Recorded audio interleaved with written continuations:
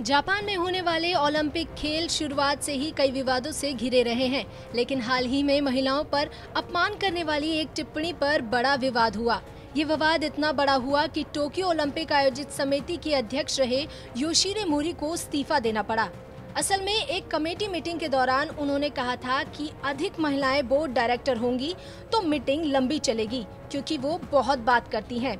इस बयान से जापान जैसे देश में लिंग के आधार पर होने वाला भेदभाव दुनिया के सामने आ गया। पहले मोरी ने अपने बयान का बचाव करने की कोशिश की, लेकिन फिर कई अंतर्राष्ट्रीय मंचों से आलोचनाओं के बाद उन्हें इस्तीफा देना पड़ा। योशिरे मोरी ने कहा था, औरतें काम कर सकती हैं, लेकिन तभी जब तक वो चुप हैं। इसके बाद जापान में 22 साल की लड़की मोमोको नोजो ने उनके खिलाफ #Don'tBeSilent अभियान शुरू किया, जिसमें कई महिलाएं जुड़ी और मोरी का पुरजोर विरोध किया। इसके बाद योशिरे मोरी ने पद से इस्तीफा दे दिया और 7 ओलंपिक खेलों में भाग लेने वाली महिला शिको हाशिमोतो को टोक्यो ओलंपिक आयोजित समिति का अध्यक्ष बना दिया गया। 2 हफ्ते से भी कम समय में मोमोको नोजो ने अन्य कार्यकर्ताओं के साथ मिलकर 1.5 लाख से ज्यादा लोगों को अपने साथ #Don'tBeSilent अभियान से जोड़ा। #Don'tBeSilent पूर्व प्रधानमंत्री मोरी की उस टिप्पणी के जवाब में बनाया गया था, जहां मोरी ने कहा था कि महिलाएं बहुत ज्यादा बात करती हैं। जिसके बाद नोजो ने ट्वीट और बाकी सोशल मीडिया प्लेटफॉर्म पर इसका इस्तेमाल किया और उनके खिलाफ कार्रवाई के लिए याचिका दायर करने के लिए समर्थन इकट्ठा किया, जहां उन्हें पहली याचिका के लिए 1.5 लाख लोगों का साथ मिला। जूम पर इंटरव्यू देते हुए नोजो ने कहा कि मैंने सोचा कि ये बहुत अच्छा है। लोग इसे न केवल मोरी की समस्या के रूप में देख रहे हैं, बल्कि लोग इसे व्यक्तिगत रूप से भी ले रहे हैं। टोक्यो में कीयो यूनिवर्सिटी में 4th ईयर इकोनॉमिक्स की छात्रा नोजो कहती हैं कि उसे लगा कि ये बहुत अच्छा मौका है लिंग समानता को बढ़ावा देने का।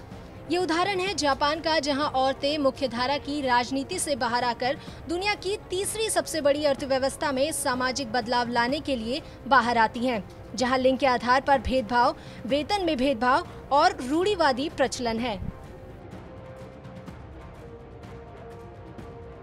नोजो कहती हैं कि उनके एक्टिविज्म को बढ़ावा देने में एक सवाल था जो वो कई बार लड़कों के ग्रुप से सुनती थी, और वो था कि तुम लड़की हो, इसलिए तुम्हें ऐसे हाई स्कूल में जाना होगा जिसमें स्कूल की सुंदर यूनिफॉर्म हो, और अगर तुम्हारे पास ग्रेजुएशन के बाद जॉब नहीं है तो तुम एक गृहिणी भी बन सकती हो।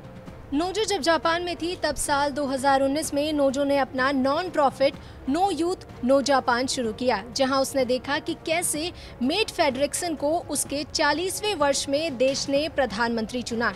नोजो ने कहा कि डेनमार्क में रहते समय उसे एहसास हुआ कि कैसे जापानी राजनीति पुरुषवादी है और इसमें भी युवाओं के लिए कम जगह है। होकाइडो यूनिवर्सिटी के प्रोफेसर काइडो कहते हैं कि जापान में युवाओं के लिए अपनी आवाज उठाना बहुत जरूरी था। धीरे धीरे परिवर्तन आ जाएगा। वहीं नोजो ने जापान की सत्तारूढ़ी लिबरल डेमोक्रेटिक पार्टी द्वारा इस सप्ताह एक प्रस्ताव को खारिज कर दिया। यह प्रस्ताव कहता था कि इस बैठक में अधिक महिलाएं शामिल हो सकती हैं, लेकिन उन्हें चुपचाप बैठकर केवल कार्यवाही देखनी होगी। नोजो ने कहा कि मुझे नहीं लगता कि वो लड़का लड़की में होने वाले भेदभाव को सुधारने की इच्छा रखते हैं। पार्टी में महिलाएं केवल सुपरवाइजर के रूप में नहीं होनी चाहिए, बल्कि पार्टी के प्रमुख पदों पर अधिक महिलाएं होनी चाहिए।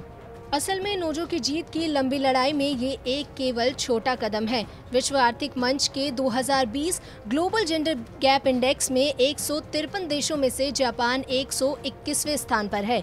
महिलाओं की आर्थिक भागीदारी और राजनीतिक सशक्तिकरण पर ये किसी विकसित देश की सबसे खराब स्कोरिंग है। कार्यकर्ताओं और कई सामान्य महिलाओं का कहना है कि कार्यस्थल में और राजनीतिक में काफी बदलाव की आवश्यकता है। नोजो कहती हैं कि जापान में लैंगिक असमानता के मुद्दे पर कई आवाजें नहीं सुनी जाती, और यहाँ तक कि अगर स्थिति को सुधारने के लिए कुछ आवाजें उठती हैं तब भी उसमें कुछ बदलाव नहीं किया जाता। नोजो ने कहा कि मैं नहीं चाहती कि हमारी अगली पीढ़ी भी इस मुद्दे पर अपना समय बर्बाद करे।